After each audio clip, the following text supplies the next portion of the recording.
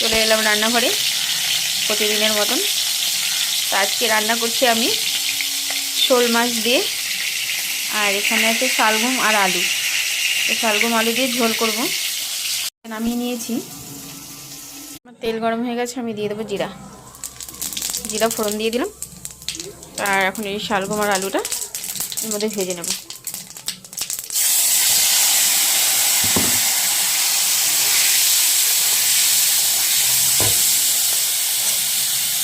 আমার এখানে শালগম আলু ভাজা হয়ে গেছে। আর এখানে একটা মশলা রেডি করেছি, টমেটো, কাঁচা লঙ্কা, আর এটা কাশ্মীরি রেড চিলি পাউডার, একটু হলুদ আর একটু জিরের গুঁড়ো।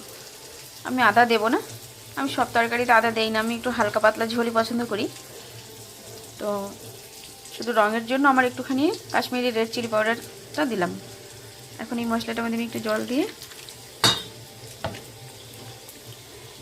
গুলিয়ে এটা আমি দিয়ে দেবো।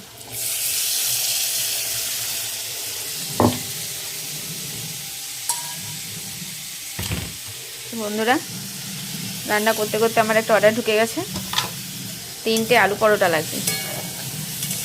অনলাইন অর্ডার, তো ওটা আমাকে বেশি সময় দেবে না, তো আমি অর্ডারটা দিয়ে আসছি।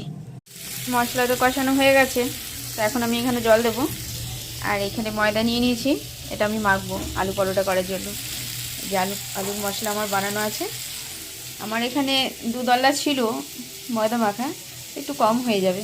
3টে পরোটা অর্ডার এসছে, তাই আবার মাখতে হচ্ছে। চলো মাখি, আসছি আবার। তো বন্ধুরা, মাছের ঝোল তো প্রায় হয়েই গেল।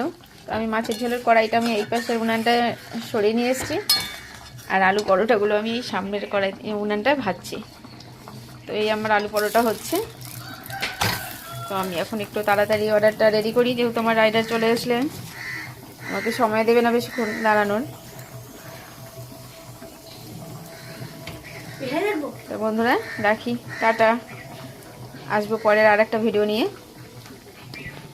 Thank you.